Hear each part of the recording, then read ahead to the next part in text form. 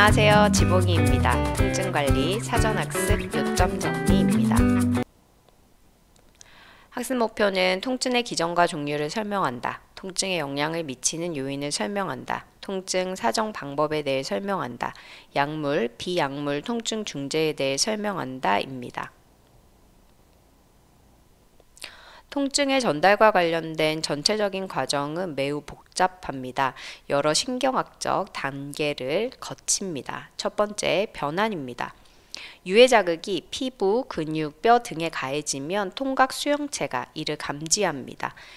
이 수용체는 자율신경 종말로 이루어져 있고 열, 압력, 화학적 변화 등 다양한 자극에 반응합니다. 수용체가 자극을 감지하면 세포 내외에 이온 불균형이 생겨 세포막의 전이가 변화합니다. 이 변화가 인계값을 초과하면 활동 전이가 생성됩니다. 두 번째, 전달입니다.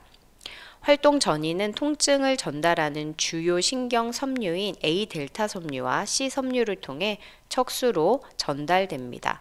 A델타 섬유는 빠른 속도로 급성 통증을, C 섬유는 느린 속도로 지속적인 통증을 전달합니다. 활동 전이는 척수의 후각에 있는 신경 세포로 전달됩니다. 세 번째, 조정입니다. 척수에서는 여러 신경 전달 물질이 활동 전이의 강도를 조절할 수 있습니다. 예를 들어 엔돌핀과 같은 내인성 진통제는 통증 신호를 감소시킬 수 있습니다. 통증 신호는 척수에서 교차하며 반대쪽으로 이동하고 뇌로 상향 전달되어 더 높은 수준에서 처리됩니다. 마지막, 인지입니다.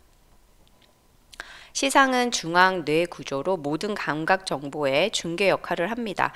시상에서 통증 신호는 대뇌 피질로 전송되어 의식적인 통증 감각이 발생합니다. 대뇌 피질은 통증의 위치, 강도, 성질을 해석하고 이에 대한 인식을 형성합니다. 뇌는 받은 통증 정보를 과거의 경험, 현재 상황, 예상 가능한 결과와 비교하여 해석합니다. 통증과 관련된 감정적 반응은 주로 변형계를 통해 처리되며 두려움, 불안 또는 우울과 같은 감정을 유발할 수 있습니다. 통증 자극에 대한 반사적 반응으로 예를 들어 뜨거운 물체에 닿았을 때 손을 빠르게 떼는 등의 행동 반응이 나타납니다. 뇌는 통증을 최소화하고자 하는 행동을 유도할 수도 있습니다. 예를 들어 다친 부위를 보호하거나 추가적인 손상을 피하기 위한 행동을 취할 수 있습니다. 통증의 전달 과정은 이와 같이 복잡한 신경학적 경로와 심리적 요인들이 맞물려서 이렇게 발생되고 있습니다. 통증의 양상은 매우 다양합니다. 타는 듯한, 찌르는 듯한, 쏘는 듯한, 누르는 듯한, 묵직한, 차가운. 통증의 기전과 종류를 이해하는 것은 간호사가 효과적인 통증관리 전략을 수립하는 데 중요합니다. 각각의 통증 유형과 기전에 맞는 접근 방식을 택하는 것이 환자의 회복과 삶의 질 향상에 중요한 역할을 할 수 있습니다. 통증에 영향을 미치는 요인을 외적 요인과 내적 요인으로 나누어 살펴보겠습니다. 통증이 발생하는 물리적 환경에서 통증이 다르게 여겨질 수 있습니다.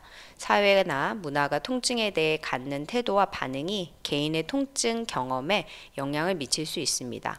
주변 사람들이 통증에 대해 기대하는 반응이나 태도가 개인의 통증 경험과 대응 방식에 영향을 미칩니다. 의료 제공자의 태도와 반응이 환자의 통증 인식과 대처 방식에 영향을 줄 수 있습니다. 내적 요인으로 연령, 과거 경험, 통증의 의미와 태도, 통증의 인지 정도, 스트레스 대처 방식, 통증에 대한 준비와 같이 이러한 내적 요인들이 외적 요인과 서로 복합적으로 작용하며 개인의 통증 경험을 형성하게 됩니다. 통증을 평가하고 이해하기 위해 사용되는 방법 중 하나는 PQRST 방법입니다. 이 방법은 통증의 다양한 특성을 체계적으로 조사하여 의료 전문가들이 적절한 진단과 치료 계획을 세울 수 있도록 돕습니다. P. 위치입니다. 통증이 발생하는 구체적인 부위를 기술합니다. 통증의 위치는 진단 과정에서 중요한 단서를 제공합니다. Q. 양 또는 질입니다. 통증의 성격을 의미합니다.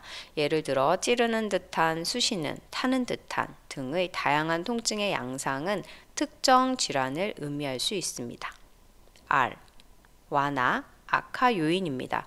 어떤 활동이나 조건이 통증을 악화시키거나 완화시키는지를 파악합니다. 예를 들어 움직임, 휴식, 특정 자세 등이 통증에 어떤 영향을 미치고 있는지를 파악합니다. S는 강도입니다. 통증의 강도를 숫자나 등급으로 표현합니다. 많은 경우 0에서 10까지의 척도를 사용합니다. 환자가 통증을 얼마나 심하게 느끼는지를 숫자로 평가합니다. T는 시기입니다. 통증의 발생 빈도와 지속 시간을 포함합니다. 통증이 언제 시작되었는지, 얼마나 자주 발생하는지, 지속적인지 간헐적인지 등을 기록합니다. 이러한 PQRST 평가는 통증의 원인을 찾고 적절한 치료 방법을 결정하는 데 필수적인 정보를 제공합니다.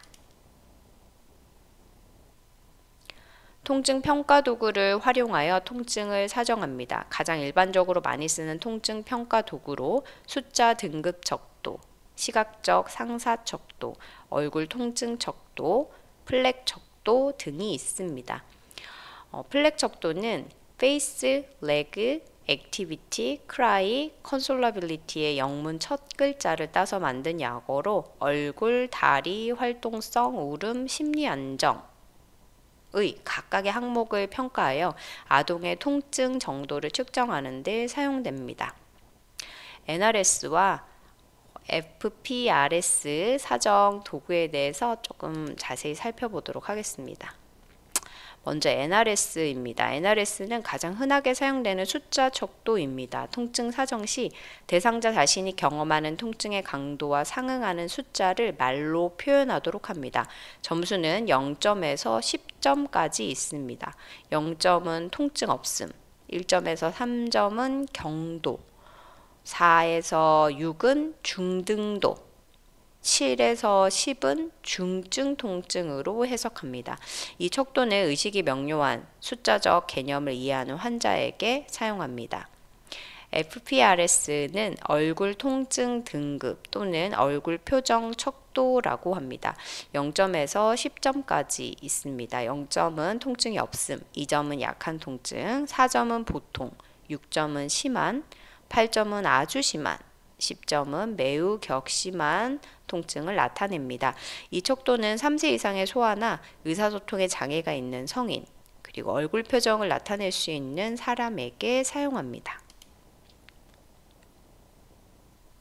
약물요법을 사용한 통증 중재입니다. 비마약성 진통제에는 비스테로이드성 소염 진통제 엔세이드와 아세트아미노펜이 있습니다. 이 약물들은 경증에서 중등도의 통증을 관리하는 데 효과적입니다. 마약성 진통제의 작용제를 살펴보겠습니다. 완전 작용제에는 몰핀과 데메롤이 강력한 진통 효과를 나타냅니다. 부분작용제인 코데인은 중등도의 통증에 사용됩니다. 기량제를 살펴보겠습니다. 혼합형 작용 기량제, 펜타조신이랑 날부핀 등은 진통 효과와 함께 기량작용도 있습니다. 기량제인 날록소는 마약성 진통제를 사용하면서 발생되는 호흡 억제와 같은 부작용을 완화하는 데 사용합니다. 진통 보조제로 항우울제, 항경련제, 국소 마취제, 항불안제 등을 함께 사용할 수 있습니다. 비약물요법 통증 중재로는 마사지, 냉온요법, 전환 이완요법, 경피적 전기신경 자극, 치료적 신경 차단술 등이 있습니다. 통증 관리를 위한 약물 치료의 부작용입니다. 위장관 증상으로 오심, 구토, 변비 등의 증상이 나타날 수 있습니다. 진정작용, 요로정체, 얼굴과 국의 소양증 등의 주요 신체 증상이 나타날 수 있습니다.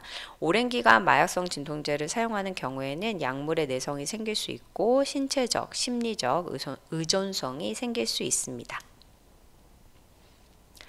통증관리 사전학습에서는 통증의 기전과 종류, 통증 사정 방법, 약물 및 비약물 통증 중재에 대해 꼼꼼하게 학습하시기 바랍니다. 이것으로 통증관리 사전학습 요점 정리를 마치도록 하겠습니다. 기분 좋은 오늘 되세요.